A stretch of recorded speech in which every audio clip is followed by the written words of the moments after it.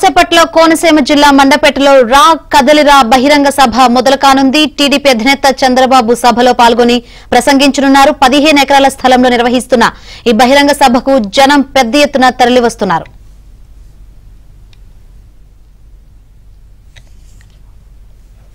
కాసేపట్లో కోనసీమ జిల్లా మండపేటలో రా కదలిరా బహిరంగ సభ మొదలు కానుంది. టీడీపీ శ్రేణులు ఎటువంటి ఏర్పాట్లు చేశారో కనుక్కుందాం.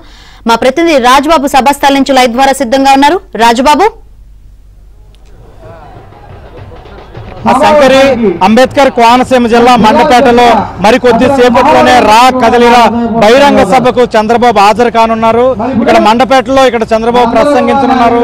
మనం విజువల్స్ లో చూడవచ్చు. మండపేటలో 15 ఎకరాల స్థలంలో రా కదలిరా బహిరంగ సభ కోసం భారీ ఏర్పాట్లు చేసిన దృశ్యాలను కూడా మనం విజువల్స్ లో చూడవచ్చు.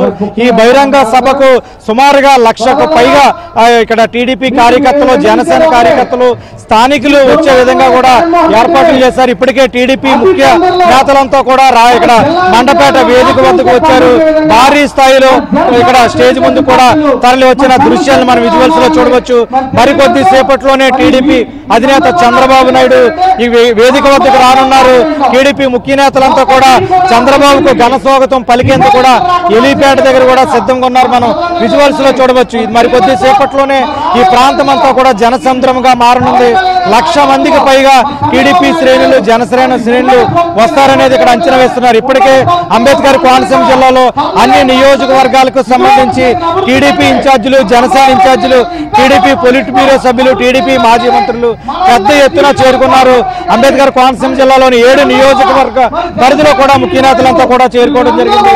ఇక్కడ అమలాపురం పార్లమెంటు నియోజకవర్గ ఇన్ఛార్జి హరీష్ చౌదరి ఉన్నారు. ఆయనతో మాట్లాడదాం. సార్, చెప్పండి, ఈ రోజు రా కదలిరా బహిరంగ సభకు మరి కొద్దిసేపట్లోనే చంద్రబాబు రానున్నారు. ఏ విధంగా ఉండబోతుంది ఈ రోజు బహిరంగ సభ? ఈరోజు మీరందరూ చూస్తున్నారు ఏ విధంగా ఈ రా కదలిరా ప్రోగ్రామ్ కి గత 10 బహిరంగ సభలు ఏర్పాటు జరిగాయి.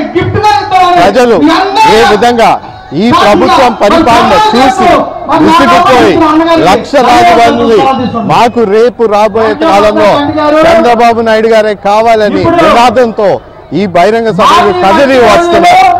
ఏ విధంగా ఈ 4 సంవత్సరాలు ఈ సైకో రెడ్డి ప్రభుత్వం ఏ విధంగా పరిపాలించిందో, ఏ విధంగా ప్రజలకి మోసం చేశారో ఈ విషయాలన్నీ ప్రజలందరికీ కూడా తెలుసు. రేపు రాబోయేది అందరూ కోరుకునేది రేపు రావాల్సింది తెలుగుదేశం పార్టీ, జనసేన పార్టీ కుటుంబ ప్రభుత్వమే అని ప్రజలు కూడా నినాదంతో ఈ రోజు ఈ సభకి కూడా వస్తున్నారని కూడా సభ మీ అందరికీ కూడా